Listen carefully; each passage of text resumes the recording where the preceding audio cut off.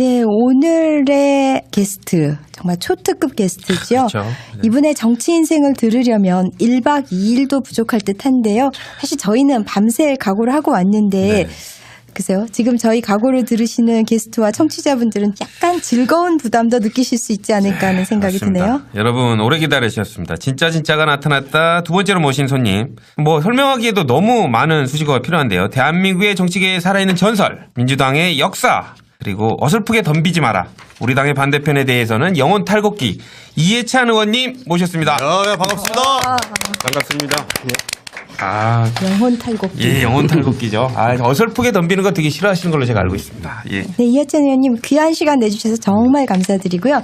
진짜가 나타났다 시즌3 진3에는 여러 번 출연하신 걸로 알고 있는데요. 전작과 비교해보면 시즌4 녹음 현장 분위기 좋죠? 예, 아주 활기차네요. 네, 감사합니다. 앞으로도 저희가 자주 모시도록 노력하도록 하겠습니다. 사실 뭐 이해찬 의원님께서는 어디 방송만 나가셔도 출연만 하시면 믿고 듣는 콘텐츠 이거 이해찬 의원님 나오셨으니까 꼭 들어야겠다 이렇게 만들어 주시는데 이번 지방선거에 관련된 예측도 한번 간단히 여쭤보고 싶습니다. 민주당이 당연히 승리해야 되는데 선거의 달인 아니십니까? 의원님은 어떻게 보시는지 고견을 한번 부탁드립니다. 예, 이번 이제 6월 지방선거가 어떻게 보면 이제 문재인 정부에 대한 첫 번째 평가가 되는 그렇죠. 선거고요. 굉장히 중요한 선거입니다. 그리고 지역주의를 극복할 수 있는 아주 역사적인 선거가 되는 것이고요.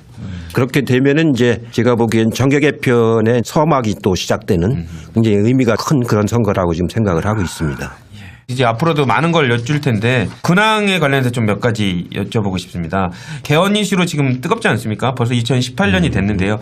의원님은 어떻게 최근에 지내고 계셨는지 근황 한번 여쭙고자 합니다. 예, 지난해 12월에 이제 문재인 대통령 정상회담 할 때 제가 예. 특별수행원으로 가서 뒷바라지를 했고 그 이어서 이제 중국 측에서 후단대, 복단대하고 청와대 같은 데서 연설을 좀 해달라고 그래서 그쪽 사람들하고 접촉하면서 연설 준비하는 걸로 지금 하고 있습니다.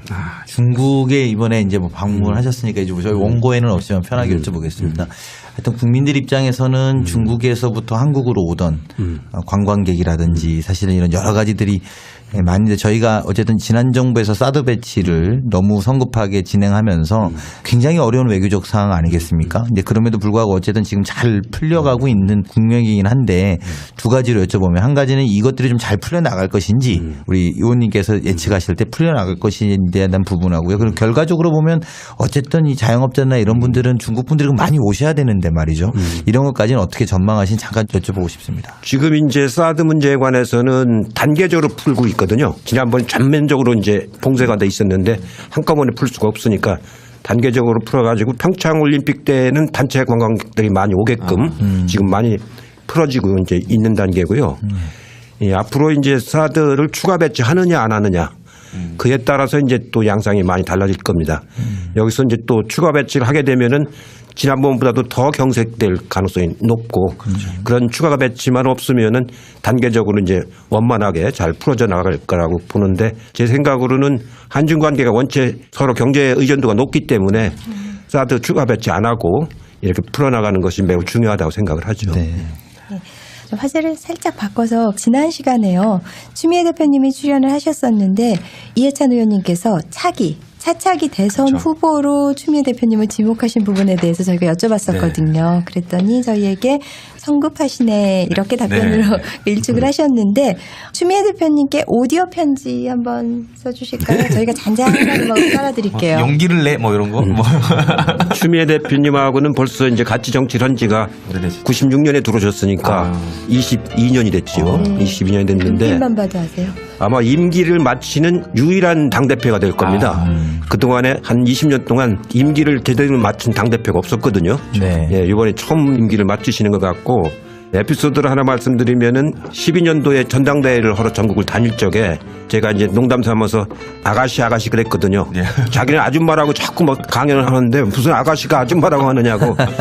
근데 실제로 버스를 타고 전국을 다니는데 집에 있는 파출부한테 냉장고에 뭐가 있고 막 읊는데 진짜 아줌마는 아줌마 다 깨고 계시는 거지. 다 깨고 있더라고요. 그 농담으로 하고 다녔는데 당을 맡아가지고 이제 지난번 대선에서 승리를 했고 이번에 이제 지방선거를 잘 이끌고 나면 유종의 미가 걷어지는 거거든요. 그렇게 해서 이 임기를 마치는 아주 유일한 당대표로서 네. 역할을 잘 해주시기를 진심으로 기대를 하고 그때 가면 제가 술 한잔 사겠습니다. 이해찬 의원님께 이제 여쭤보고 싶었던 게 프로필과 이력, 저도 개인적으로 이해찬 의원님이라고 불러야 될지 이해찬 총리님이라고 불러야 될지 갈등이 될 정도로 이력이 많으신데 주변에서는 이해찬 의원님을 정치 구단이라고 표현하는 거에 대해서 어떻게 생각하시나요? 제가 아마추어로 바둑은 아마추어 3단입니다. 정치는 9급 정도 됩니다. 9급 정도. 아유, 겸손하시게. 겸손한 겸손하신. 말씀을.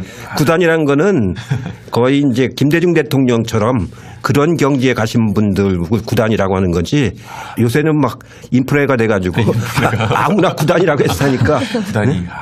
그러면 총리님께 이해찬 의원님께 분위기를 좀 바꿔서 좀 여쭤보겠습니다. 방금 말씀 올린 대로 여러 가지 이해찬 의원님에 관련된 키워드를 가지고 말씀을 좀 나눠볼 텐데요. 저희들이 키워드를 말씀을 드리면 가장 먼저 떠오르신 에피소드 같은 거 편하게 한번 말씀해 주시면 좋을 것 같습니다. 시작하겠습니다. 제가 사실은 이해찬 의원님하고 같이 국토인데요. 저는 이해찬 의원님이 국정감사 20대 국회의 첫 번째 국감에서 첫 번째 하던 질문을 저는 아직도 못 잊어먹습니다. 저희가 수자원 공사를 갔을 때인데요. 그때가 처음으로 여당이 다 파행을 놓고 국회에 안 들어왔을 때인데 일주는 저희만 했었죠. 네, 첫 번째 주는 우리만 하고 이제 나머지는 같이 했는데 그때 이해찬 의원께서 내가 국정감사가 25번째인데 이렇게 시작하시는 25번째인데 여당이 안 들어온 건 처음이요. 이렇게 하면서 질문을 하셨어요.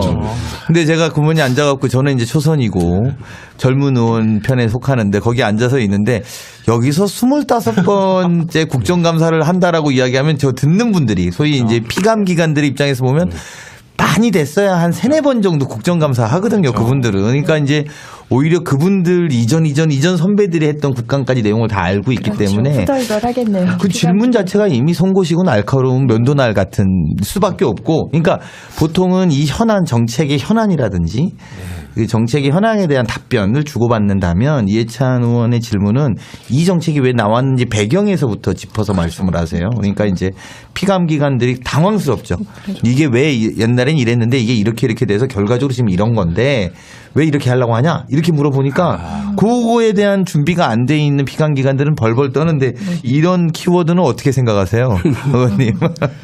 제가 이제 13대 때부터 국회의원을 했으니까 지금 7선. 25번 이제 했는데 실제로 제가 20년 전 야당할 때 평화민주당하고 할 적에 김대중 대통령 밑에서 제가 정책의장을 여러 번 했거든요. 그리고 예결위를 88년부터 96년까지 매년 했어요. 8년 동안을. 예결위를 매년 하고 광주 청문회 같은 것도 하고 환노위를 주로 많이 하고 그러니까 상임이나 이런 거 할 적에 야당 때니까 질문이 날카로울 수밖에 없죠. 이제 그때 나온 그런 에피소드들이죠. 근데 이렇게 딱 하다 보면 피감기관 저기는 노력하려고 하는데 말을 못하니까 좀 봐줘야겠다. 아니면 저쪽은 나한테 대놓고 거짓말을 하는 게 보인다. 뭐 이런 거 느끼시지 않아요? 그러면요. 금방 알죠. 네, 우리 이제 경험이 많으니까 네. 벌써 이렇게 얼굴만 봐도 저건 거짓말한다. 안 한다. 그거 알고 정책의 이제 맥락을 알기 때문에 금방 알죠. 근데 그러면 이제 상대적으로 다른 상대방 당 측에서 좀 어이없는 이렇게 주장을 한다거나 이렇게 피감기관을 좀 이렇게 공격하거나 이런 부분들은 솔직히 그런 부분들도 좀 충고를 해주시고 싶은 생각이 많이 드시겠어요? 그 사람들이 그 충고를 듣나요? 아유, 그렇죠. 네, 저는 그래서 가능한 그 사람들 질의할 때는 자리를 뜹니다. 왜냐하면 자꾸 그런 걸 들어보면 마음 상하고 복잡해지기 때문에 가능한 좋은 얘기를 들으려고 그러지 싫은 얘기는 안 들으려고 그러죠. 국정감사 한 25번을 해야지 할 수 있다는 거를 좀 상대방 자유한국당도 좀 알아주셨으면 좋겠습니다. 그래서 어떤 한 제도가 있으면 그거의 역사적인 맥락을 다 깨고 계시니까 정말 피감기관들한테는 정말 가령 이런 거예요. 수자원공사 같은 경우 지금 부산제역에다가 에코델타 주택을 하고 있지 않습니까? 그건 LH공사 일이거든요. 수자원공사가 할 일이 아닌데 4대강 사업 때문에 수자원공사가 빚이 많이 생겼거든요. 8조나 빚이 생겨가지고 그 빚을 갚기 위해서 다른 공사가 할 일을 지금 밀려서 받은 거거든요. 그러니까 정책에 혼선이 오고 막 그러는 거죠. 그 얘기를 지금 했던 겁니다. 네, 네. 맞습니다. 자, 두 번째 키워드는요. 문제는 리더다를 꼽아봤는데요. 이 키워드는 의원님께서 직접 저자로 참여하신 책 제목이기도 하죠. 네, 그렇습니다. 정관용이 네. 묻고 의원님 또 윤여준, 남재희, 김조영님 이렇게 전체가 이제 5분이 참여하셨던 건데 이거랑 관련돼선 또 어떤 말씀 주실 수 있을까요? 문제는 리더다.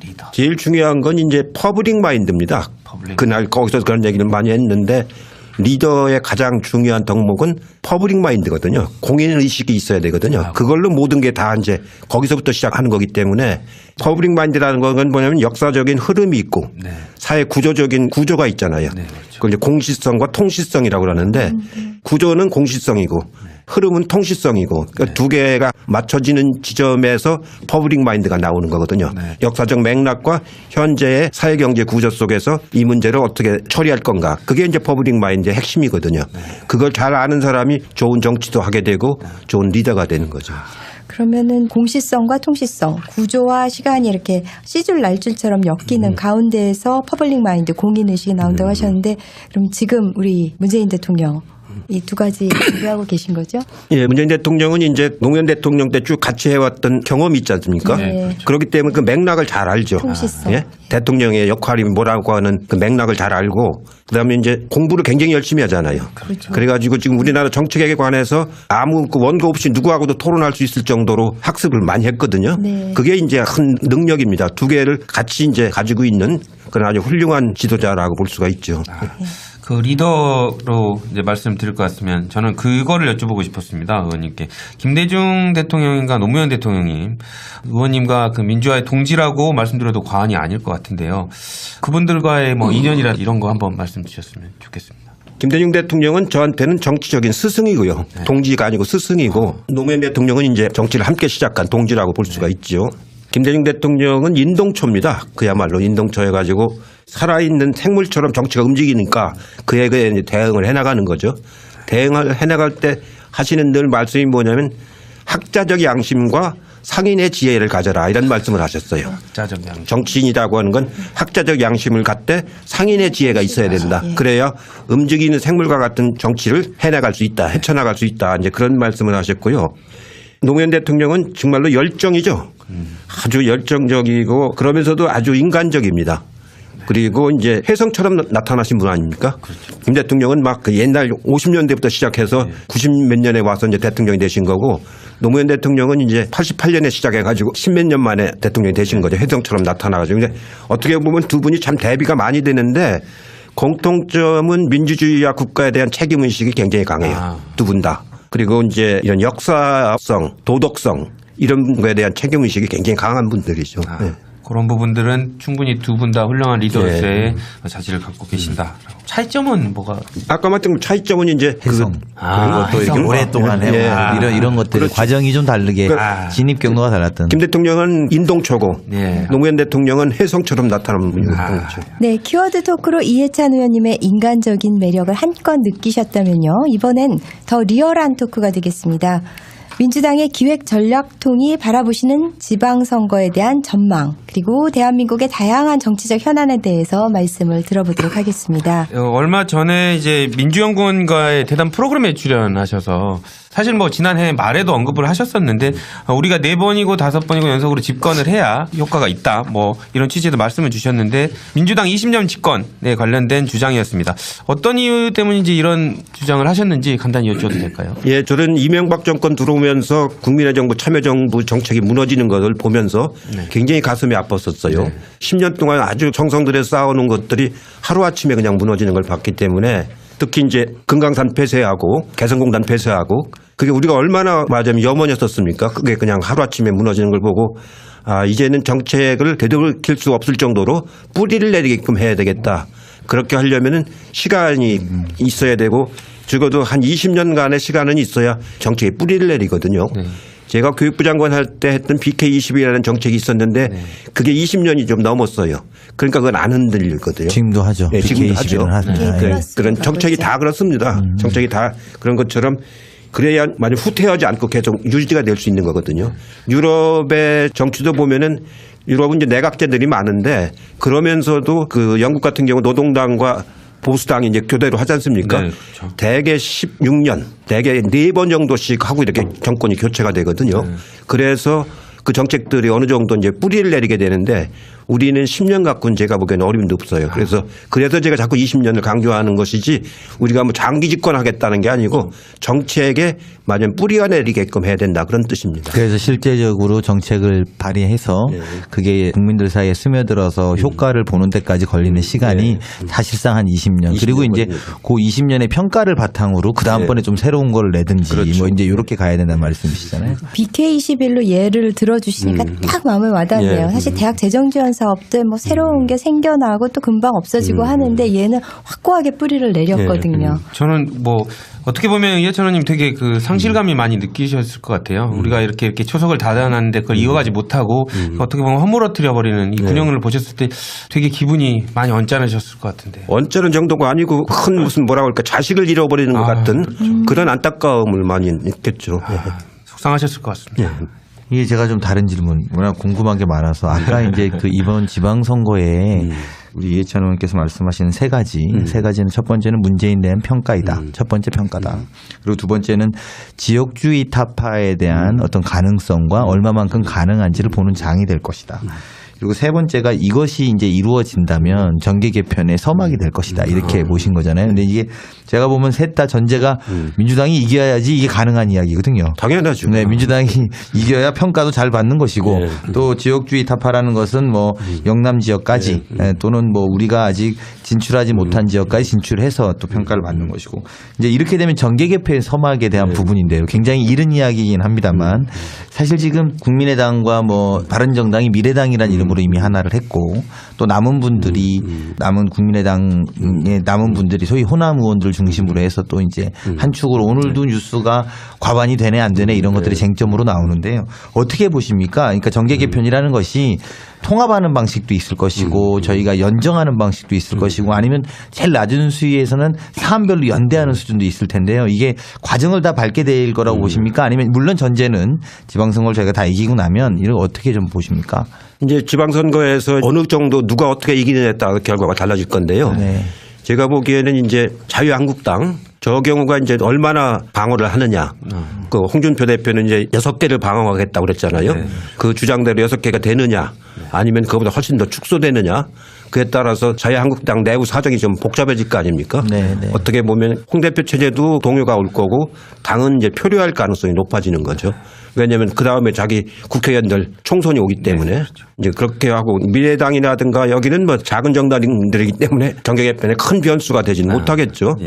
이제 우리 당 같은 경우는 이제 지역주의를 극복해서 부산, 경남 같은 데를 우리가 이제 확보한다라든가 거기가 3당 합당하면서 지역주의가 훨씬 강화됐던 거거든요. 그렇죠. 그 원래의 그 지역을 우리가 이제 다시 회복하면은 지역주의가 많이 완화가 되면서 여러 가지 큰 틀의 정계 개편의 바탕을 이룰 수가 있는 거죠. 그래서 저는 제일 역점을 두는 것이 부산, 경남 쪽에서 우리가 반드시 이기는 게 굉장히 중요하다. 그렇지 않으면은 아까 말한 자유한국당 사람들이 더 이제 기세등등할 가능성이 높기 때문에 그 부분을 굉장히 역점을 둬야 된다 이렇게 생각을 하고 있습니다. 핵심은 어쨌든 그러면 이제 다른 뭐 작은 정당은 빼고 자유한국당의 소위 영남 기반을 이번에 얼마나 해체시키느냐. 그게 이제 핵심이라고. 핵심이죠. 그렇게 보면은 사실 일부에서 한국당 의원들 사이에서는 이미 홍준표 체제는 6월달 이후에 없다. 이렇게 생각하고 그 다음 대비를 본인들이 이제 국회의원을 유지하는 거에 따라서 준비하고 있기도 한데요. 실제로 이번 지방선거를 통해서 가령 이제 우리 당이 압승하면 상당 부분 많이 정당을 흔들 수는 있다고 보시는 거죠? 아니 우리가 흔드는 게 아니고 자기들이 동요해가지고 많이 그 지역에서 우리가 이제 자치단체 장을 확보하면은 그 얘기는 이제 그 지역이 이제 자유한국당이 독점하던 시대가 끝났다는 얘기가 되지 않습니까? 그렇게 되면은 제가 보기에는 총선에서도 우선 자기 앞에 발등에 불이 떨어진 거기 때문에 자기들이 도생할 수 있는 방법들을 가지고 굉장히 동요를 하겠죠 이제. 그러면 저쪽 그 자유한국당 방금 말씀 주신 대로 자살골 자멸하는 거 말고 우리가 아까 말씀 주신 20년 집권을 위해서 우리가 조금 준비해야 될 것은 뭐가 있을까요? 아주 많죠. 우리가 이제 우선 국민들로부터 신뢰를 받는 게 제일 중요한 겁니다. 국민들로부터 신뢰를 받는 게 이제 제일 중요한 거고 또 하나는 정당이 스스로 자기 혁신을 하는 게 굉장히 중요한 거거든요. 우리나라 정당이 21세기에 들어와가지고 이렇게 SNS 인터넷이 굉장한 시대가 되는데 정당은 그런 것을 하나도 수행을 못했어요. 그동안에. 최근에 와서 이제 우리 당이 그나마 조금 하고 있는 편인데 아주 초보적인 단계 아닙니까? 그러니까 사회 변화에 따라서 정당이 여러 가지 바뀌어나가야 되거든요. 자기 혁신을 통해서. 그렇게 하고 인재를 양성해야 돼요. 정당 내에서 인재를 양성해가지고 좋은 인재를 국민들한테 선보여야 되는 게 중요하고요. 그다음에 정책을 성공시켜야죠. 가령 일자리 정책이라든가 여러 가지 국민들이 체감할 수 있는 정책을 성공시키는 게 중요한 겁니다. 정책의 성공이 없는 정당은 존재 가치가 없는 거거든요. 제가 이제 여기 독일의 3인당이라든가 영국의 노동당 같은 걸 유심히 보는데 그 사람들이 그 지역에서 뿌리낼 수 있던 건 다 정책적 성공들을 거뒀거든요. 그게 이제 큰 밑바탕이 된 거죠. 20년 집권을 이루어야 된다고 말씀을 주셨는데 그 의원님께서 이런 20년 집권에 대해서 말씀하시면서 이런 20년 집권에 대한 의원님의 마지막 역할을 하시겠다라고 하셨는데 그 마지막 역할이 혹시 뭔지 제가 조금 더 부연해서 질문드리면 사실 이거 매우 예민한 질문이 될 수는 있을지 모르겠는데 그 하반기 지금 사실 이 얘기를 꺼내는 게 적절한지 모르겠습니다만 하반기 국회의장의 유력한 후보로 지금 하마평에 오르신 걸로 알고 있는데요. 다른 곳에서는 들을 수 없는 그런 답변일 것 같아서 어떻게 의원님의 국무총리 경력이 뭐 발목을 잡을 수도 있다 뭐 이런 얘기도 있고 허심탄회하게 혹시 말씀 주실 수 있을까요? 옛날에는 이제 국회의장은 선수가 제일 많은 사람이 그냥 일반적으로 하는 게 관행했었거든요. 그래서 최근에 와서는 이제 의원들이 직접 선출을 합니다. 우리 이제 민주당 의원들 전체가 이제 의원총회에서 선출을 하거든요. 그러니까 의원들이 프로 아닙니까? 프로 앞에서 선거운동을 해봐야 뭐가 되겠어요. 다 유권자들한테 프로인데 맞으면 자기가 이번에는 유권자가 돼서 하는데 얼마나 선수들입니까? 그렇기 때문에 의원들한테 맡겨야 돼요. 의원들이 맡겨서 스스로 판단하게끔 해야 된다고 생각을 하죠. 의원들이 다 선거의 달인인 편인데 그 원내대표 선거 결과만은 정말 예측할 수가 없다. 그 선거의 달인들을 대상으로 하는 또 선거이기 때문에. 프로들한테 뭐라고 하겠어요. 아니 이거는 이제 뭐 우리가 녹화 방송입니다만 제가 그냥 좀 예민한 질문인데 의원님 나오셨으니까 사실 이제 영남에 거론되는 주자들이 많은데 사실 현역 의원도 또 많이 거론됩니다. 그러니까 이제 현역 의원이 아닌 분이 나가서 우리가 의석도 유지하고 동시에 영남도 돌파가 되면 참 제일 좋은 모델이라고 생각하는데 또 약간 좀 부족하다. 현역 의원 뭐 A모 B모가 나와라 이런 이야기들도 구체적으로 하거든요. 그런데 또 우리 일당을 유지해야 되는 입장에서 보면 지금 저희가 한국당하고 4석밖에 차이 나지 않지 않습니까? 이것의 해법이라고 할까요? 그러니까 영남도 우리가 하고 또 이런 것들 일당을 유지하는 이런 것들에 대한 해법이라고 우리 당의 큰 전략을 전체적으로 생각하시는 분 중에 가장 제가 들을 수 있는 궁금해서 그렇습니다. 어떤 요수를 한번 요수가 뭐가 있을까 일당 하고. 유지하면서 또 지선에서도 그러니까 이기는. 이제 그 당내 경선할 때까지는 의원직을 안 내놓고 해도 되고 본선에 나가려면 이제 의원직을 얼마 전에 내놔야 되겠죠. 근데 이제 의장 선거는 5월 달에 하게 됩니다. 그때 의석수가 어디가 있느냐에 따라 당 기호도 정해지고 이렇게 하는데 지금 4석 차이라서 뭐 거의 차이가 없다고 봐야죠. 다만 이제 현재 재판에 계류 중인 사람들이 있어요. 그 전에 재판이 끝날 결론 날 그런 사람들이 이제 몇 명 있는데 그 결과에 따라 또 이제 달라지고 이제 그러기 때문에 가능한 한 당에서도 지금 현역 의원들은 꼭 필요한 게 아니면은 좀 자제해 달라 이제 그런 방침인 것 같은데 그건 이제 한 사흘쯤 가봐야 될 겁니다. 현재로서는 아직은 좀 이르죠. 네. 의원님께서 이제 팟캐스트도 자주 나오시고 뭐 항상 나오시면 사이다 발언으로 되게 당원들에게 만족을 주시는데 지난번 대선이 끝난 다음에 김어준의 팟캐스트 등에 나오셔가지고 문재인 대통령을 만든 1등 공신이 바로 나다 이렇게 말씀하신 걸로 알고 있는데 아니 그건 아닙니까? 그 거꾸로 얘기하는 그렇군요. 그건 나라고 한 적이 한 번도 없고 오히려 그때 나가서 제가 문재인 후보를 따라다녔다고 그래요. 사죄드립니다. 좀 연결해서 여쭤보면 아까 그 말씀도 올렸었는데 이명박근혜 정부 9년 동안 있으면서 지난 정부의 기초를 닦았던 게 허물어지는 걸 보셨잖아요. 그리고 나서 그 허물어지는 마지막 박근혜 정권이 탄핵 국민의 심판으로서 딱 물러가는 거 보셨을 때 감회가 남다르셨을 것 같아요. 예, 그러면요. 저는 이제 대학교 1학년 때 입학했을 때 바로 유신이 났어요. 그러니까 그때부터 이제 학생운동을 시작해가지고 지금까지 왔는데 박정희 대통령 박근혜로 이어지는 악연 그게 한 45년 만에 끝이 났던 거거든요. 그래서 역사라는 게 참 이렇게 바뀔 수 있구나 하는 그런 것도 느끼면서도 어떻게 보면 한 시대가 마감이 됐구나. 이제 냉전을 이용해서 정치하던 그런 시대가 이제 마감이 됐구나 하는 그런 느낌을 많이 받았죠. 근데 아직도 한국당이 오늘도 아까 말씀하신 것처럼 아직도 색깔론하고 이거 언제까지 할까요? 그냥 큰 전방에서 보면 이제 마지막 발악이라고 봐야 됩니까? 아니면 계속 할 거라고 보세요? 다른 걸 이 사람들이 공격할 소재를 못 찾는 것 같아요. 그러다 보니까 입에 뱉죠, 그게. 아주 체질화돼 가지고 뱉는데 이미 냉전 시대는 끝난 지가 오래됐지 않습니까? 그리고 그런 것이 정치적으로 안 통한다는 걸 우리가 많이 경험을 했잖아요. 옛날 북풍도 안 통했지 않습니까? 그렇습니다. 그리고 2010년도 지방선거 때 인천 앞바다에서 천안함이 폭발을 했잖아요. 그렇게 했는데도 송영길 시장이 당선됐지 않습니까? 네. 그런 것처럼 이제 그런 시대가 끝났는데 아까 말한 역사의식이 없기 때문에 그런 게 이제 어떻게 보면 만년야당하려고 그러는 것 같아요. 그 말씀 주신 대로 지금 45년 동안 그 지긋지긋한 이런 역사의 흔적들이라든지 적폐를 조금 정리해 나가고 있는데 현 정부 적폐 청산에 대해서 야당층이 되게 반발하고 있습니다. 뭐 지금 적폐 청산의 방향이라든지 이런 거에 대해서 어떻게 생각하시는지. 예, 뭐 큰 방향은 잘 잡혔다고 봅니다. 잘 잡혔는데 다만 이제 우리가 신중해야 될 게 경중을 잘 가려야 돼요. 중요한 거를 중심으로 해야지 건수만 많다고 되는 게 아니거든요. 그리고 더 중요한 건 대안을 만들 줄 알아야죠. 이렇게 해서 공수처를 만든다라든가 검찰 내부에 요새 비리가 많이 나오지 않습니까? 그걸로 끝나버리면 안 되고 공수처를 만들어서 대안을 제시한다라든가 또 특활비 같은 경우를 거기서 끝내는 게 아니고 특활비를 관리할 수 있는 체계를 만들어준다라든가 이런 항상 대안을 제시하는 것이 굉장히 중요한데 아직 대안 제시 노력은 좀 부족한 게 아닌가 생각이 들어요. 대안 관련된 부분들은 조금 더 뒷받침이 돼야 된다. 예. 그러면 그 방금 말씀 주신 지금 국정운영 과제 중에서 100대 국정 과제가 있지 않습니까? 예. 요거는 정부의 노력만이 아니라 국회에서 조금 뒷받침 해줘야 되겠다라는 현안이 있다면 뭘로 꼽으실 수 있으실까요? 가장 중요한 게 일자리 창출과 사회적 대타협이죠.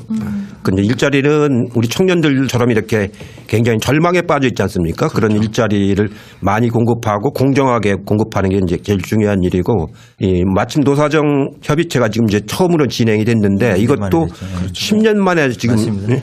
10년도 더 됐죠. 네, 네, 근데 네. 제가 총리할 때도 이게 안 됐었으니까 한 20년 만에 이제 처음으로 모처럼 이제 합의가 돼서 이제 회의가 시작이 됐기 때문에 이걸 잘 살려가지고 사회적 대타협하는 사례를 만들어내야 되거든요.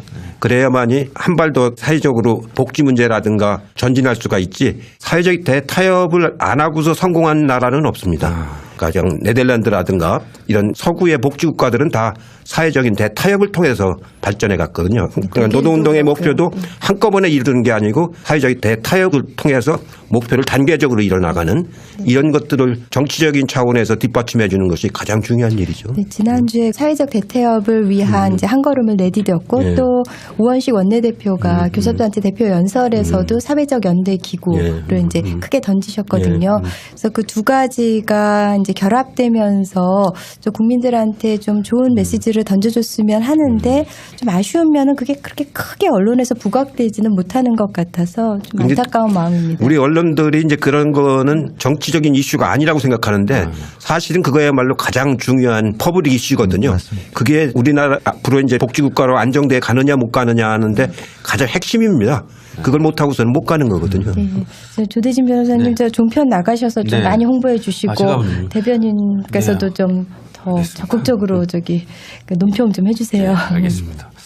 그 의원님께 또 여쭤보고 싶은 게 국무총리까지 지내시지 않았습니까? 그리고 또 이제 국정의 한 핵심이셨는데 아까 말씀도 한번 간단히 여쭸지만 국민회의에서 권력의 정점이 물러난 이 모습 어떻게 보면 낯설기도 하고 감회도 좀 새롭고 뭐 이렇게 조금 지난 정권이 못했던 부분이 물러나는 건 당연하지만 그래도 이런 부분들이 모습들이 국민회의에서 바뀌는 모습 어떻게 보셨습니까? 다시는 있어서는 안 되죠. 이런 일이. 아마 있지도 않을 거고 이런 일이 오게끔 국민들이 맞으면 경계심을 늦춘 그것도 큰 책임이라고 생각을 해야죠. 이런 사람을 뽑은 것도 국민들의 책임이고 또 경계심을 안 가졌던 것도 국민들의 책임이고 또 저희 당도 큰 책임이죠. 이런 것이 앞으로는 다시는 없어야 된다고 생각을 해요. 서로 모두가 반성해야 되는 예. 역사적인 과오다. 뭐 이렇게. 그 이해찬 의원님 하면 그 전설의 칠성 의원, 정말 선거의 제왕, 불패 신화. 이제 관악에서 내리오선하셨고 또 세종으로 지역구 옮기셔서 이제 재선을 하셨잖아요. 아마 특별한 비결이 있으실 것 같은데요. 그러니까 개인으로서 이제 총선을 하는 그런 비결이기도 하고 또 우리가 지선에 나서는 그런 입장에서 그 후보들한테에도 적용될 수 있는 그런 비법일 것 같은데요. 아까 뭐 신뢰나 정책도 말씀을 해주셨는데 그래도 또 콕 집어서 쪽집게 가해. 비결이라는 건 없습니다. 정치라는 건 국민들로부터 평가를 받아서 하는 거기 때문에 예. 비결로 평가받는 건 아니거든요. 네. 자세로 평가를 받는 거죠. 자세. 예. 그러니까 제가 공직자들 교육할 때 늘 쓰는 말입니다만 아주 진실한 마음을 가지고 일을 해라. 그다음에 아주 성실한 자세로 일을 해라. 네. 그다음에 이 문제를 내가 해결하지만 안 된다는 절실한 심정으로 해라. 네. 진실한 마음, 성실한 태도, 절실한 심정. 이걸 전 삼실이라고 보통 그럽니다. 삼실이라고. 이건 모든 공직자가 다 가져야 되는 기본적인 자세라고 생각하는데요. 역시 선거도 마찬가지예요. 선거도 진실한 마음으로 아주 성실하게 그다음에 좋은 공약을 꼭 실현하겠다는 절실한 마음을 유권자들에게 전달을 해야 그래야 유권자들의 반응이 좋아지는 거거든요. 그것이 무슨 비결이나 그런 건 네, 없습니다. 그러니까 지금 진실, 성실, 절실 네. 이 세 가지 실을 갖춘 그런 자세를 말씀하시니까 제가 비결이라는 가벼운 용어를 썼던 것이 좀 부끄러워지기도 합니다. 아, 진심을 전달하고 국민이 그걸 받아들이는 게 당선의 결과가 나타났다 이렇게 말씀 주시는 것 같습니다. 예를 들면 그게 어떠냐면요. 제가 세종시에 갑자기 갔지 않습니까? 예, 예. 나갈 사람이 없어가지고 그때 네. 선거 등록 3일 앞두고 이제 갑자기 사진도 한 장 못 찍고 그냥 내려갔어요. 그 내려갔는데 내려가서 이제 노인정을 갔어요. 네. 그랬더니 이제 노인의 회장을 뵀더니 연세가 한 80쯤 되시는 분인데 제 손을 꼭 잡더니 상대 후보는 예. 총리 하려고 세종시를 백지화하려던 사람이 여기 출마했는데 이 총리는 총리까지 온 사람이 세종시 살리려고 여기까지 와서 야. 정말로 고맙다고 유권자가 나한테 고맙다고 해요. 후보한테. 그때 내가 그 얘기를 들으면서 아 이게 진실한 게 굉장히 중요하구나. 그 얘기를 듣고 또 한 군데 갔더니 비슷한 얘기를 해요. 이렇게 어려운 데까지 이렇게 왔느냐고. 그래서 내 속으로 아 이 선거는 끝났구나. 아. 네? 이틀 만에 알았어요. 이제 아 이 선거는 끝났구나. 그게 이제 일반 국민들에게 깔려 있는 거예요. 진심으로. 예, 진심으로. 그러니까 상대방 후보가 힘을 못 쓰는 거죠. 제가 3일 만에 갔고 그냥 번 거기서 거물이었었는데 그냥 선거 중도에 포기하다시피 하더라고요. 그렇죠. 네. 아, 국민의 진심을 거스를 수는 없는 그런 상황이. 지금 세종시 얘기가 나왔으니까 연결해서 여쭤보면은요. 세종시를 명실상부한 행정수도로 만들기 위해서 국회 분원 설치를 이제 주장하고 계신데요. 지방 분권 또 지역 균형 발전의 일환이기도 하고요. 또 세종시 행정수도 문제는 개헌 이슈이기도 하는데 국회에서 잘 합의가 되면 좋겠지만 또 쉽지는 않아 보이고요. 여기에 대해서 또 좀 부연해 주시죠.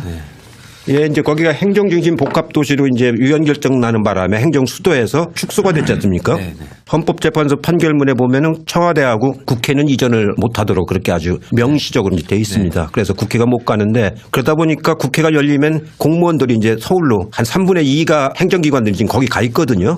그분들이 여기는 이제 올라와야 되는 그런 엄청난 행정력의 소비, 시간 낭비 이런 것들이 많이 발생을 해서 상임위는 거기서 할 수 있도록 부처가 거기 관계된 상임위는 세종시에서 할 수 있고 본회 때는 안 올라옵니다. 본회는 통과시킨 절차이기 때문에 공무원들이 올 필요가 없죠. 그러니까 공무원들이 출장 다니지 않고 의원들이 거기 가서 하면 되는 거니까 거기에 이제 분원이라고 표현해도 좋고 아니면 세종시 국회의사당 여의도 국회의사당 그렇게 해줘야 시간 낭비가 없어지지. 상임위가 열리고 상임위가 국감이나 열리고. 뭐 예. 예를 들면 법안심지 그렇죠. 그런 건 거기 가서 하고 할 수 있도록 거기는 이제 국회의원들이 어느 지역에 와서도 다 2시간이면 오는 지역이기 때문에 훨씬 더 의원들한테도 쉽게 접근할 수 있는 지역이거든요. 일하는 사람 오지 말고 예. 의원들이 가서 하면 되는 거니까. 사실 국감 때 업무 보고는 저희가 거기 가서 봤는데요. 봤죠. 예. 근데 상임위를 거기서 하도록 예. 그렇게 하면 공무원들이 이동할 필요가 없죠. 그렇죠. 공무원들이 이동하는 뿌리는 시간이 엄청나게 많습니다. 맞습니다. 그러니까 예. 특히 국장들 이상은 세종시에 거의 붙어 있질 않아요. 맞아요. 주로 이제 국회 많이 다니고 관계기관 회의를 많이 하기 때문에 그런 낭비를 많이 줄일 수 있는 그런 차원에서 이제 국회 분원이라는 게 꼭 필요하다고 생각이 듭니다.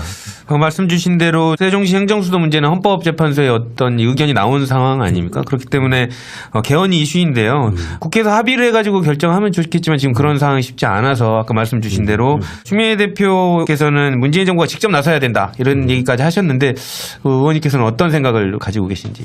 물론 정부도 노력은 해야죠. 노력은 해야 되는데 개헌이라고 하는 건 재적 3분의 2가 있어야 되기 때문에 그렇죠. 200명 이상이 있어야 되기 때문에 그 야당의 전면적인 동의 없이는 불가능한 일이거든요. 현재. 그래서 야당하고 충분히 더 대화를 해서 하는 방법을 이제 찾아야 되는데 전면적인 개헌이 있을 수가 있고 동의되는 부분만 하는 개헌이 있을 수가 있고 이 개헌하는 방식도 다각적으로 생각을 해야 되거든요. 네. 프랑스 같은 데는 전국 선거가 있을 때마다 조금씩 개헌하지 않습니까? 네. 아주 부분 이렇게. 프랑스 같은 경우는 개헌을 수십 번 했어요. 해마다 하다시피 하니까.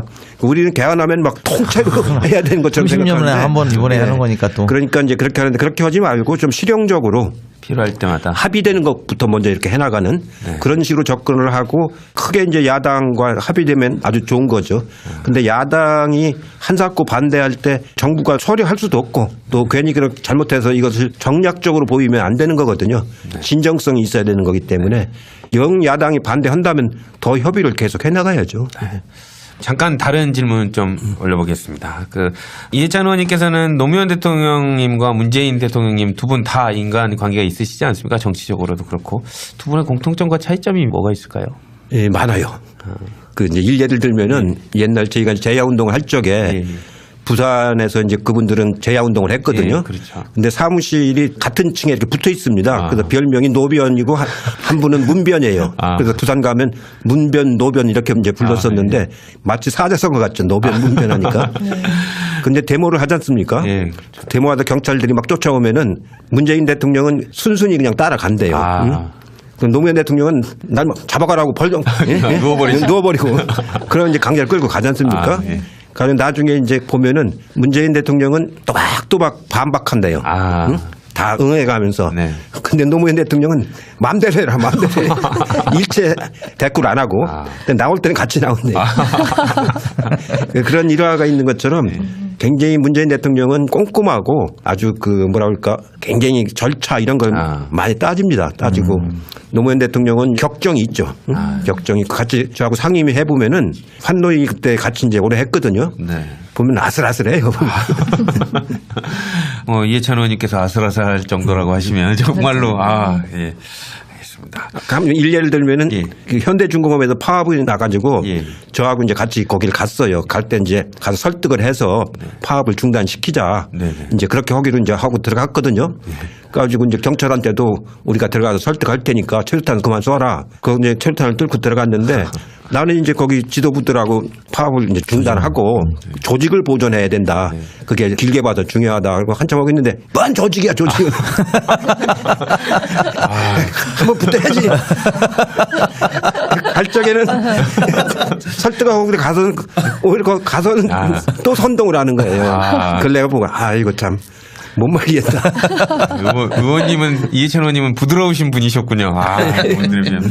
참 부드러운 이해찬 의원님이 보시기에도 요즘 자유한국당은 발목 잡기 형태가 너무 도를 지나치고 있는 것 같은데요. 아까 강우식 의원님께서 말씀 주셨지만 반대를 위한 반대, 비판을 위한 비판 이렇게 많이 하고 싶지 않습니까?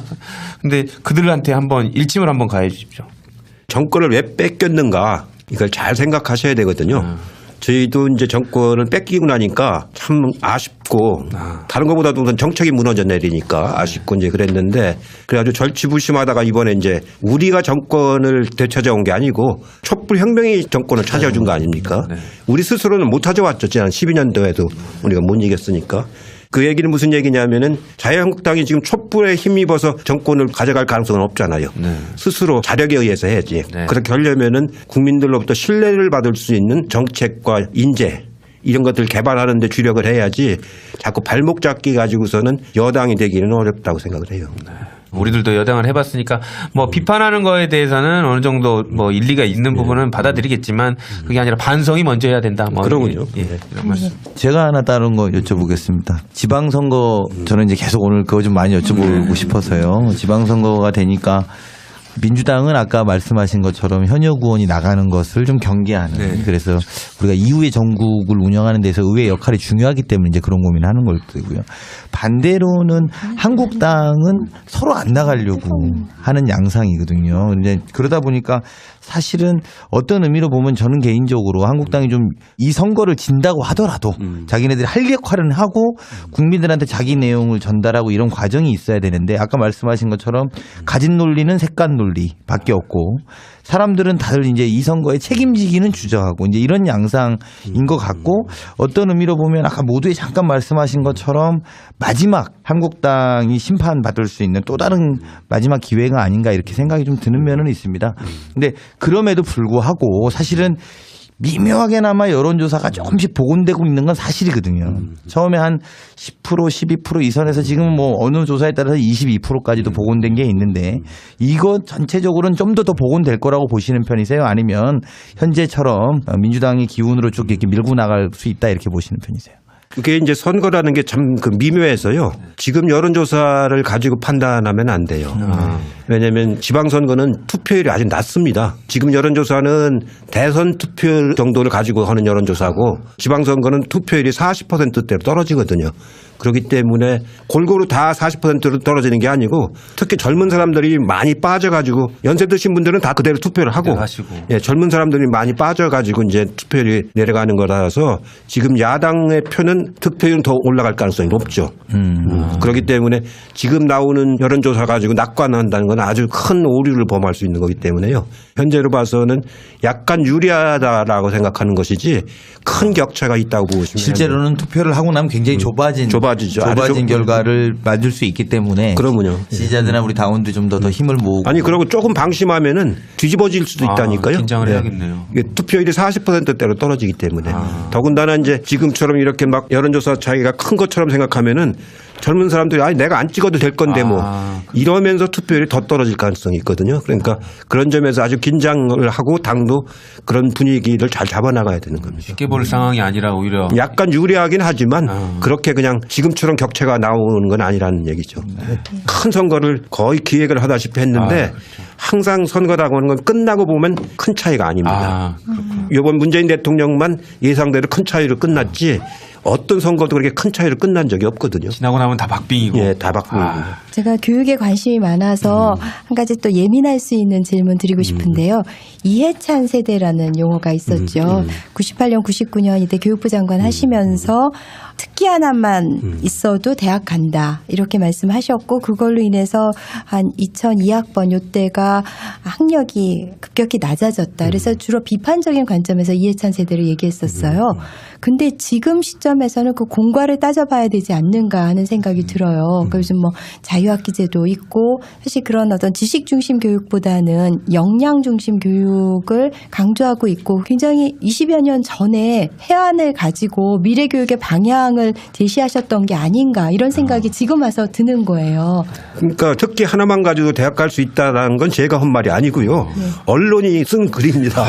예. 어떻게 근데 학교를 가는데 한 과목까지 가요? 아니 근데 그게 이해찬 그 의원님의 그 언급이었던 것으로 계속 아니 그 생산이 언론이 됐었잖아요. 막 그렇게 예. 얘기한 거지. 네. 어떤 교육부 장관이 한 과목 갖고 대학 갔다는 그런 바보가 어디 그것도 있겠어요? 정말 와전된 거예요. 그때 강조한 건 뭐냐면은 지식정보화 시대로 가면서 사고의 다양성이 있어야 되고 창의성이 있어야 되고 그렇죠. 그래야 된다. 그리고 특기 적성을 잘 찾아야 된다. 맞습니다. 그래서 입시 과목도 바꾸게 되는 겁니다. 그때는 이제 점수만 가지고 갔잖아요. 그래서 선출 방식을 다양하게 해서 심층 면접도 하고 시험도 보고 또 학교에서 평가도 보고 이렇게 학생부도 하고 이렇게 다양하게 해서 맞아 진로를 다양하게 열어주는 이런 방식으로 가는데 그게 이제 애들한테 좀 어렵긴 어려워요. 그렇게 하려니까. 단순하게 옛날에 학력고사만 갖고 갔는데 시험만 봐면 예, 이건 뭐 논술도 해야지 뭐 그러니까 어려우니까 이제 그런 이해찬 세대란 말이 나왔는데 오히려 거꾸로 요즘에는 이해찬 대세입니다 그게. 예. 그 제도가 잘못됐으면 벌써 없어졌을 거 아니에요. 그렇죠. 그러니까 여태까지 20년이 지났는데도 역시 그 제도도 지금 뿌리를 내린 거 아닙니까? 그렇죠. 예. 그렇기 때문에 정책이라는 거는 그렇게 오랫동안 뿌리를 내는 게 중요한 거거든요. 이해찬 세대 제가 이해찬 세대입니다. 예, 그래요? 보는 앞에서 20제 98학번이거든요. 그래서 제가 결과로서 보여드리겠습니다. 예, 그러면 교육 정책은 이렇게 쭉 말씀 주셨는데 지금 문재인 정권의 교육 정책은 방향 자체가 어느 쪽으로 좀 나가야 된다고 생각을 하십니까? 뭐 큰 방향은 지금 잘 가고 있다고 봐요. 큰 방향 잘 가고 있다고 보는데 문제는 좀 더 섬세해야 됩니다. 디테일해야 되거든요. 왜냐하면 교육 정책이라는 건 아주 그 민감한 사안들이 많거든요. 미묘하고 그런 것들이 많고 특히 우리 학부모들은 교육이야말로 유일하게 사회 이동 통로로 생각하지 않습니까? 네, 그렇죠. 그렇기 때문에 굉장히 민감합니다. 그런 점에서 정책을 훨씬 더 미세하게 가다듬고 그것도 이제 부모들이나 학생들이 이해하기 쉽게 그런 접근을 하는 게 굉장히 중요하거든요. 불안해하지 않게. 예, 예. 네. 제가 이제 정년 단축을 그때 했더니 교사들은 막 굉장히 반발했지 않습니까? 네. 지금 생각해 보면은 그때 정년 단축 안 했으면은 지금도 65세 어른들의 애들을 가르치는 상황이 오지 않습니까? 그런 것도 자꾸 다듬어 나가야 되거든요. 네. 이해찬 대세, 이해찬 대세를 실감할 수 있는 말씀 주셨습니다. 네, 정말 20여 년 전에 교육의 방향을 아주 선구자적으로 잘 제시를 한 것 같고요. 당시에 이렇게 비판을 받았던 것은 교육 철학이 그 시대적으로는 사람들의 마음에 착근되기에 조금 좀 일찍 나왔던 게 아닌가. 그런데 이제 그만큼 이제 해안이 돋보이는 그런 방향 설정이었다는 생각이 듭니다. 네. 이거 하나 여쭤보고 싶었습니다. 문재인 정부의 특사 자격으로 아까 말씀 주신 대로 시진핑성 만나고 오시지 않았습니까? 칠선에 이르는 정치 인생에서 과정에서 보면 많은 정치 지도자, 해외 지도자를 만나셨을 것 같아요. 제일 인상 깊었거나 좀 특징 있는 지도자 뭐 이런 에피소드 있으면 한번 말씀해 주십시오. 제가 여러 사람들 많이 만났는데 제일 인상 깊은 사람은 영국의 총리를 했던 토니 블레어예요. 토니 블레어. 예, 이제 그분하고는 제가 한 서너 번 만나서 대담도 하고 같이 식사도 하고 했는데 난 처음에 봤을 때 무슨 영화 배우가 들어온 줄 알았어요. 잘생겼죠. 잘생겼더구만요. 예. 키도 크고. 예. 그래서 이렇게 얘기를 해보니까 영국의 노동당 정책을 어떻게 이제 만들게 됐는가, 제3의 길을 어떻게 채택하게 됐는가 그런 내용을 자세히 저한테 얘기하는데 공부를 참 많이 했더라고요. 그리고 그렇게 하기 위해서 청년 당원 시절부터 정치를 시작을 했어요. 준비를. 예, 자기 청년 당원들끼리 그룹을 져가지고 도저히 이렇게 보수당한테만 정권을 맡겨서는 안 되겠다. 근데 노동당이 선배들 갖고는 도저히 정권을 찾아올 것 같지가 않다. 그러니까 우리가 지금부터 시작해서 하자 해가지고 한 10년 가까이를 준비를 했어요. 준비를 해가지고 자기가 당수가 돼서 총선에서 이겨가지고 자기가 3번 하고 고든 브라운이 1번인가 2번 해서 거기도 거진 20년을 했죠. 그래가지고 영국의 노동당 정책이 지금 뿌리가 내린 거거든요. 그러고서 정권 다시 뺏겼어요. 뺏겼는데 그 뿌리 내린 정책은 안 바뀌는 거죠. 네. 그런 점에서 토니 블레어가 제일 인상 깊어요. 토니 블레어. 얼굴도 잘생겼는데. 예. 그리고 정책도 잘 알고 리더십도 있고. 우리도 사실은 그런 논쟁과 쟁점이 진보 진영에 좀 있지 않았습니까? 있죠. 소위 이제 예. 제3의 길. 그러면요. 지금 이제 원체 지난 9년 동안 정부를 확 뒤로 후퇴시켜 놔서 지금 이제 문재인 정부가 적폐청산의 과정으로 어느 정도 정상화되면 또 다른 더 미래를 내다보는 큰 새로운 길을 또 열어야 되는데 의원님께서 그런 길을 좀 한번 열 준비를 해 주시는 건 후배들이나 후배 정치인들이 볼 때는 저희들은 아직 그런 거에 단견이니까요. 그런 지금 준비는 따로 안 하세요? 우리는 이제 이 분단 속에서 온 여러 가지 이제 이데올로기적인 압박 이런 그다음에 레토릭 이런 것들이 많지 않습니까? 그래서 그런 얘기가 하기 어려운데 사실은 민주당의 정책이라는 것은 그 영국이나 독일의 3인당이나 노동당에 비하면 훨씬 더 보수적입니다. 민주당을 진보라고 생각하면 그건 어림도 없는 얘기예요. 그렇죠. 우리는 중도도 안 돼요, 지금. 맞으면 우파 중에서 약간 중도 우파라고 봐야 됩니다. 중도 우파. 저쪽 자유한국당은 무슨 파라고 할 것도 없어요. 그렇기 때문에 우리가 훨씬 더 지금보다는 약간 더 진보적인 그쪽으로 이제 더 발전시켜 나가야 됩니다. 그걸 하기 위해서 아까 말씀드린 사회적 대통합 이것이 바탕이 되는 거거든요. 그거 없이는 안 되는 거거든요. 이 질문은 진짜가 나타나다 시즌4에 출연하시는 모든 분들에게 공통적으로 드리는 질문인데요. 마지막으로 이해찬에게 정치란 무엇인지 정치란 땡땡땡땡 한마디로 임팩트 있게 말씀 부탁드립니다. 뭐뭐다. 뭐뭐뭐다. 정치는 뭐라고 그럴까요? 국가와 역사한테 책임을 지는 결단입니다. 책임을 지는 결단. 국가와 역사 앞에서 책임을 지는 결단인 거거든요. 의원님 좀 더 재밌게 해주실 수는 없어요? 좀 이렇게 한마디로 줄여주시거나 이게 예능감을 너무 살리셔서. 이 우리가 알고 있는 정치의 원론인데 결단이다 보다 뭐 좀 재밌는 건 없으세요? 의원님이 한번 고민해 주세요. 이럴 때 젊은 사람들이 또 환호할 수 있는 건데. 처음에 이제 TV에서 뵐 때는 되게 막 엄하시고 이럴 줄 알았는데 조금 풀리시니까 되게 이제 분위기가 나오는 거. 한 시간 녹음을 더 할까요? 다음에 국감장에 한번 와봐요. 엄청 엄하세요. 국감장에서.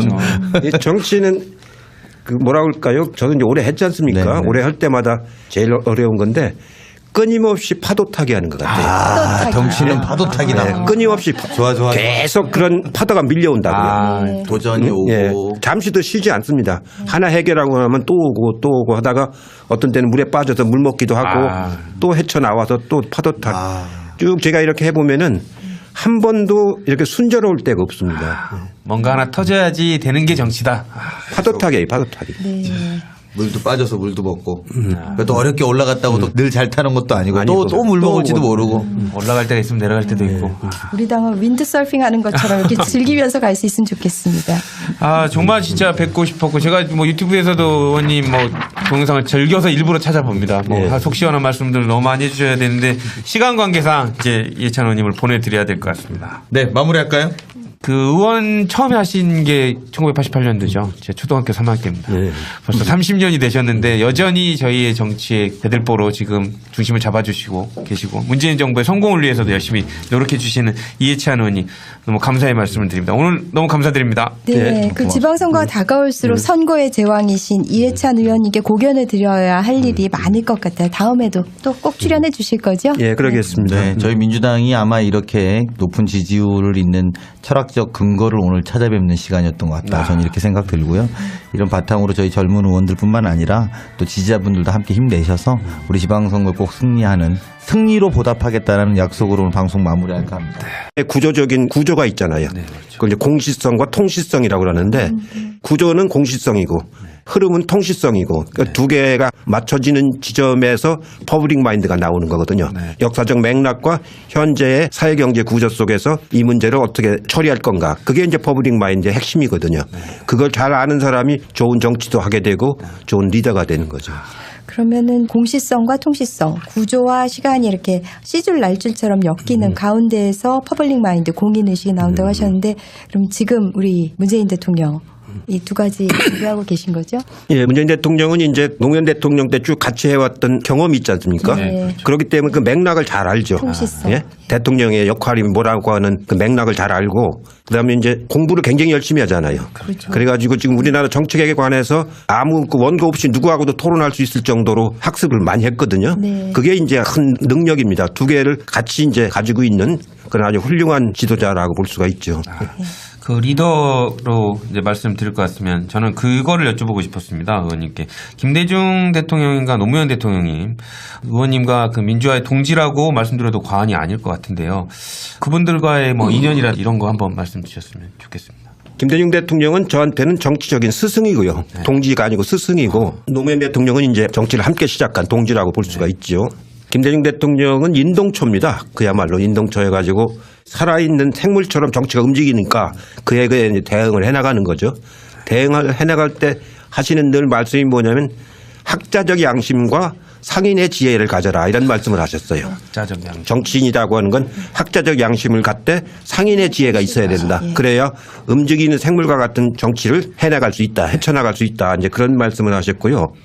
노무현 대통령은 정말로 열정이죠. 아주 열정적이고 그러면서도 아주 인간적입니다. 그리고 이제 혜성처럼 나타나신 분 아닙니까? 김 대통령은 막 그 옛날 50년대부터 시작해서 90 몇 년에 와서 이제 대통령이 되신 거고 노무현 대통령은 이제 88년에 시작해가지고 10몇 년 만에 대통령이 되신 거죠. 혜성처럼 나타나가지고. 근데 어떻게 보면 두 분이 참 대비가 많이 되는데 공통점은 민주주의와 국가에 대한 책임의식이 굉장히 강해요. 두 분 다. 그리고 이제 이런 역사성, 도덕성 이런 거에 대한 책임의식이 굉장히 강한 분들이죠. 네. 그런 부분들은 충분히 두 분 다 훌륭한 리더로서의 자질을 갖고 계신다. 차이점은 뭐가? 아까 말했던 차이점은 이제 해성. 그리고 또 이렇게 오랫동안 해온 이런 것들 과정이 좀 다르게 진입 경로가 달랐던. 김 대통령은 인동초고 노무현 대통령은 혜성처럼 나타나는 분이죠. 네, 키워드 토크로 이해찬 의원님의 인간적인 매력을 한껏 느끼셨다면요. 이번엔 더 리얼한 토크가 되겠습니다.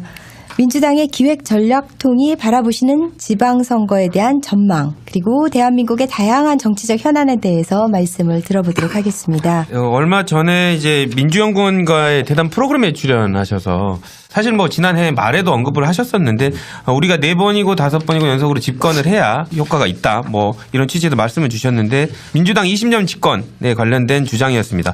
어떤 이유 때문인지 이런 주장을 하셨는지 간단히 여쭤도 될까요? 예, 저는 이명박 정권 들어오면서 군대를 한다라고 이야기하면 저 듣는 분들이 소위 이제 피감 기관들 입장에서 보면 많이 됐어야 한 3-4번 정도 국정감사 하거든요. 그분들은. 그러니까 이제 오히려 그분들 이전 선배들이 했던 국감까지 내용을 다 알고 있기 때문에 후덜덜하겠네요. 그 질문 자체가 이미 송곳이고 날카로운 면도날 같은 수밖에 없고 그러니까 보통은 이 현안 정책의 현안이라든지 그 정책의 현황에 대한 답변을 주고받는다면 이해찬 의원의 질문은 이 정책이 왜 나왔는지 배경에서부터 짚어서 말씀을 하세요. 그러니까 이제 피감 기관들이 당황스럽죠. 이게 왜 옛날엔 이랬는데 이게 이렇게 돼서 결과적으로 지금 이런 건데 왜 이렇게 하려고 하냐 이렇게 물어보니까 그거에 대한 준비가 안 돼 있는 피감 기관들은 벌벌 떠는데 이런 키워드는 어떻게 생각하세요, 의원님? 제가 이제 13대 때부터 국회의원을 했으니까 지금 25번 이제 했는데 실제로 제가 20년 전 야당할 때 평화민주당하고 할 적에 김대중 대통령 밑에서 제가 정책의장을 여러 번 했거든요. 그리고 예결위를 88년부터 96년까지 매년 했어요. 8년 동안을 예결위를 매년 하고 광주 청문회 같은 것도 하고 환노위를 주로 많이 하고 그러니까 상임이나 이런 거 할 적에 야당 때니까 질문이 날카로울 수밖에 없죠. 이제 그때 나온 그런 에피소드들이죠. 근데 이렇게 딱 하다 보면 피감기관 저기는 노력하려고 하는데 말 못하니까 좀 봐줘야겠다. 아니면 저쪽은 나한테 대놓고 거짓말을 하는 게 보인다. 뭐 이런 거 느끼시지 않아요? 그러면요. 금방 알죠. 네. 우리 이제 경험이 많으니까 네. 벌써 이렇게 얼굴만 봐도 저건 거짓말한다. 안 한다. 그거 알고 정책의 이제 맥락을 알기 때문에 금방 알죠. 근데 그러면 이제 상대적으로 다른 상대방 당 측에서 좀 어이없는 이렇게 주장을 한다거나 이렇게 피감기관을 좀 이렇게 공격하거나 이런 부분들은 솔직히 그런 부분들도 좀 충고를 해주시고 싶은 생각이 많이 드시겠어요? 그 사람들이 그 충고를 듣나요? 아유, 그렇죠. 네, 저는 그래서 가능한 그 사람들 질의할 때는 자리를 뜹니다. 왜냐하면 자꾸 그런 걸 들어보면 마음 상하고 복잡해지기 때문에 가능한 좋은 얘기를 들으려고 그러지 싫은 얘기는 안 들으려고 그러죠. 국정감사 한 25번을 해야지 할 수 있다는 거를 좀 상대방 자유한국당도 좀 알아주셨으면 좋겠습니다. 그래서 어떤 한 제도가 있으면 그거의 역사적인 맥락을 다 깨고 계시니까 정말 피감기관들한테는 정말 가령 이런 거예요. 수자원공사 같은 경우 지금 부산제역에다가 에코델타 주택을 하고 있지 않습니까? 그건 LH공사 일이거든요. 수자원공사가 할 일이 아닌데 4대강 사업 때문에 수자원공사가 빚이 많이 생겼거든요. 8조나 빚이 생겨가지고 그 빚을 갚기 위해서 다른 공사가 할 일을 지금 밀려서 받은 거거든요. 그러니까 정책이 혼선이 오고 막 그러는 거죠. 그 얘기를 지금 했던 겁니다. 네, 네. 맞습니다. 자, 두 번째 키워드는요. 문제는 리더다를 꼽아봤는데요. 이 키워드는 의원님께서 직접 저자로 참여하신 책 제목이기도 하죠. 네, 그렇습니다. 정관용이 네. 묻고 의원님 또 윤여준, 남재희, 김종민 이렇게 전체가 이제 5분이 참여하셨던 건데 이거랑 관련돼선 또 어떤 말씀 주실 수 있을까요? 문제는 리더다. 제일 중요한 건 이제 퍼블릭 마인드입니다. 그날 거기서 그런 얘기는 많이 했는데 리더의 가장 중요한 덕목은 퍼블릭 마인드거든요. 공인 의식이 있어야 되거든요. 그걸로 모든 게 다 이제 거기서부터 시작하는 거기 때문에 퍼블릭 마인드라는 건 뭐냐면 역사적인 흐름이 있고 사회 네, 오늘의 게스트 정말 초특급 게스트죠. 그렇죠. 이분의 정치 인생을 들으려면 1박 2일도 부족할 듯한데요. 사실 저희는 밤샐 각오를 하고 왔는데 글쎄요. 지금 저희 각오를 들으시는 게스트와 청취자분들은 약간 즐거운 부담도 느끼실 수 있지 않을까 하는 생각이 맞습니다. 드네요. 여러분 오래 기다리셨습니다. 진짜가 나타났다. 두 번째로 모신 손님. 뭐 설명하기에도 너무 많은 수식어가 필요한데요. 대한민국의 정치계에 살아있는 전설, 민주당의 역사, 그리고 어설프게 덤비지 마라. 우리 당의 반대편에 대해서는 영혼 탈곡기 이해찬 의원님 모셨습니다. 반갑습니다. 반갑습니다. 영혼 탈곡기. 예, 영혼 탈곡기죠. 어설프게 덤비는 거 되게 싫어하시는 걸로 제가 알고 있습니다. 예. 네, 이해찬 의원님 귀한 시간 내주셔서 정말 감사드리고요. 진짜가 나타났다 시즌3 진3에는 여러 번 출연하신 걸로 알고 있는데요. 전작과 비교해보면 시즌4 녹음 현장 분위기 좋죠? 예, 아주 활기차네요. 감사합니다. 앞으로도 저희가 자주 모시도록 노력하도록 하겠습니다. 사실 뭐 이해찬 의원님께서는 어디 방송만 나가셔도 출연만 하시면 믿고 듣는 콘텐츠. 이거 이해찬 의원님 나오셨으니까 꼭 들어야겠다 이렇게 만들어 주시는데 이번 지방선거에 관련된 예측도 한번 간단히 여쭤보고 싶습니다. 민주당이 당연히 승리해야 되는데 선거의 달인 아니십니까? 의원님은 어떻게 보시는지 고견을 한번 부탁드립니다. 예, 이번 이제 6월 지방선거가 어떻게 보면 이제 문재인 정부에 대한 첫 번째 평가가 되는 그렇죠. 선거고요. 굉장히 중요한 선거입니다. 그리고 지역주의를 극복할 수 있는 아주 역사적인 선거가 되는 것이고요. 그렇게 되면은 이제 제가 보기엔 정계 개편의 서막이 또 시작되는 굉장히 의미가 큰 그런 선거라고 지금 생각을 하고 있습니다. 이제 앞으로도 많은 걸 여쭐 텐데 근황에 관련해서 좀 몇 가지 여쭤보고 싶습니다. 개헌 이슈로 지금 뜨겁지 않습니까? 벌써 2018년이 됐는데요. 의원님은 어떻게 최근에 지내고 계셨는지 근황 한번 여쭙고자 합니다. 예, 지난해 12월에 이제 문재인 대통령 정상회담 할 때 제가 특별수행원으로 가서 뒷바라지를 했고 그 이어서 이제 중국 지역에서 후단대, 복단대하고 청와대 같은 데서 연설을 좀 해달라고 그래서 그쪽 사람들하고 접촉하면서 연설 준비하는 걸로 지금 하고 있습니다. 중국에 이번에 이제 뭐 방문하셨으니까 이제 뭐 저희 원고에는 없지만 편하게 여쭤보겠습니다.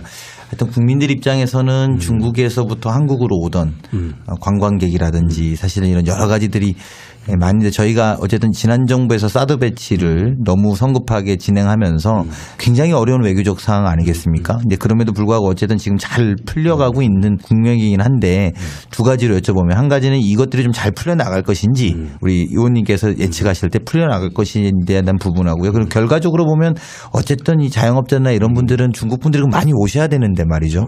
이런 것까지는 어떻게 전망하시는지 잠깐 여쭤보고 싶습니다. 지금 이제 사드 문제에 관해서는 단계적으로 풀고 있거든요. 지난번 전면적으로 이제 봉쇄가 돼 있었는데 한꺼번에 풀 수가 없으니까 단계적으로 풀어가지고 평창 올림픽 때는 단체 관광객들이 많이 오게끔 지금 많이 풀어지고 이제 있는 단계고요. 예, 앞으로 이제 사드를 추가 배치하느냐 안 하느냐 그에 따라서 이제 또 양상이 많이 달라질 겁니다. 여기서 이제 또 추가 배치를 하게 되면은 지난번보다도 더 경색될 가능성이 높고 그런 추가 배치만 없으면은 단계적으로 이제 원만하게 잘 풀어져 나갈 거라고 보는데 제 생각으로는 한중 관계가 원체 서로 경제 의존도가 높기 때문에 사드 추가 배치 안 하고 이렇게 풀어나가는 것이 매우 중요하다고 생각을 하죠. 네. 좀 화제를 살짝 바꿔서 지난 시간에요. 추미애 대표님이 출연을 하셨었는데 이해찬 의원님께서 차차기 대선 후보로 추미애 대표님을 지목하신 부분에 대해서 저희가 여쭤봤었거든요. 그랬더니 저희에게 성급하시네 이렇게 답변으로 일축을 하셨는데 추미애 대표님께 오디오 편지 한번 써주실까요? 저희가 잔잔한 음악을 깔아드릴게요. 용기를 내 뭐 이런 거. 뭐.